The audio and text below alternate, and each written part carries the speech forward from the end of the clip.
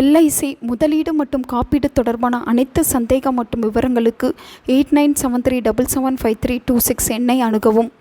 வருடம் முழுவதும் சிவனை வழிபாடு செய்ய முடியாதவர்கள் கூட 15/2/2026 அன்று சிவராத்திரி சிவனை வழிபாடு செய்வதால் ஒரு வருடம் முழுவதும் சிவபெருமானை வழிபட்ட பலனை பெற்றுவிடலாம்.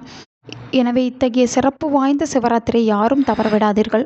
வாய்ப்பு உள்ளவர்கள் வாய்ப்பு இல்லாதவர்கள் என்று எந்த ஒரு காரணத்தையும் சொல்லாமல் இருந்த இடத்திலிருந்து சிவபெருமானை ஒரு நொடி பொழுதாவது மனதார நினைத்து வழிபாடு செய்தவருக்கும் அருளாசையை அந்த எம்பெருமான் வழங்கி விடுவார். அதில் எந்த ஒரு சந்தேகமும் கிடையாது. இருந்தாலும் வழிபாட்டு முறையில் சில சிறப்புகள் என்று இருக்கும் அல்லவா? அந்த வரிசையில் மகா சிவராத்திரி அன்று வாங்க வேண்டிய 3 பொருட்களை பற்றி தான் இந்த வீடியோவில் நாம் பார்க்க போகிறோம்.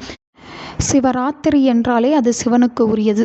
சிவனுக்கு உரியது என்றால் வில்வ இலைதான். முதலில் எல்லோரும் வில்வ இலையை வாங்கி உங்கள் கையால் சிவபெருமானுக்கு சிவராத்திரி அன்று அர்ச்சனை செய்ய கொடுத்து விடுங்கள். இது முதல் விஷயம். இது பொதுவாக எல்லோரும் செய்ய வேண்டிய விஷயம். இதை மறக்க வேண்டாம். இதை தவிர்த்து 3 பொருட்கள் உள்ளது. இது என்னென்ன என்பதை பார்த்திடலாம். கருங்காலி மாலை, ருத்ராட்ச மாலை, ஸ்படிக மாலை. இந்த 3 மாலைகளுமே இறை அம்சம் பொருந்தியது. ஒவ்வொரு வீட்டிலும் கருங்காலியால் செய்யப்பட்ட ஏதாவது ஒரு பொருள் இருக்க வேண்டும். கருங்காலியால் செய்யப்பட்ட மாலை, கருங்காலியால் செய்யப்பட்ட பிரம்பு, கருங்காலியால் செய்யப்பட்ட ஏதாவது ஒரு பொருள் கிடைத்தாலும் அந்த பொருளை வீட்டில் வைப்பது மிக மிக சிறப்பு. கருங்காலியால் செய்யப்பட்ட பொருள் வீட்டில் இருந்தால் கண்டிஷ்டி நெருங்காது. கெட்ட சக்தியால் பெரிய அளவில் பாதிப்புகள் ஏற்படாது. வீட்டில் நேர்மறை ஆற்றலும் இறைசக்தியும் நிறைவாக இருக்கும். அடுத்ததாக சொல்லப்பட்டுள்ள பொருள் ருத்ராட்சம். ருத்ராட்சத்தோடு சேர்த்து திருநீரும் வாங்கிக் கொள்ளுங்கள். எல்லா பெரிய சிவனாலயங்களிலும் ருத்ராட்சம் கிடைக்கும். நீங்கள் ருத்ராட்சம் அணியாதவராக இருந்தால் சிவராத்திரி அன்று ருத்ராட்சம் வாங்கி அணிந்து கொண்டால் உங்களுக்கு சிவனின் அருளும் ஆசீர்வாதமும் முழுமையாக பெற்றுவிட்டதாகவே அர்த்தம். தினமும் நெற்றியில் திருநீரும் அணியும் வழக்கமும் உங்களுக்கு இருக்கும் அல்லவா? அப்படி இல்லாதவர்கள் சிவராத்திரி தினத்திலிருந்து திருநீரை தினமும் நெற்றியில் வைத்து கொள்ளும் பழக்கத்தை ஆரம்பித்து விடுங்கள்.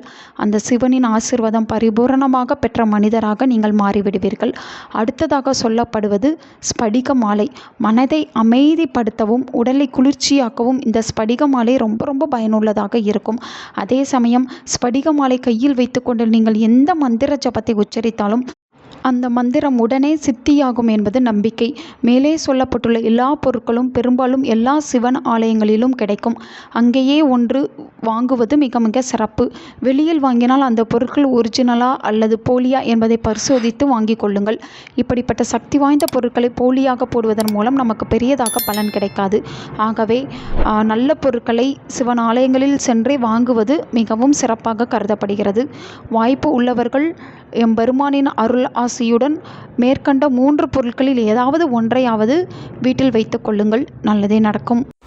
உங்கள் நண்பர்களுக்கும் உங்கள் உறவினர்களுக்கும் இந்த வீடியோவை ஷேர் பண்ணுங்க. அவங்களும் இதை பற்றி தெரிஞ்சுக்கிடட்டும். ஆன்மீகம் டிவி தமிழ் சேனலை சப்ஸ்கிரைப் பண்ணுங்க.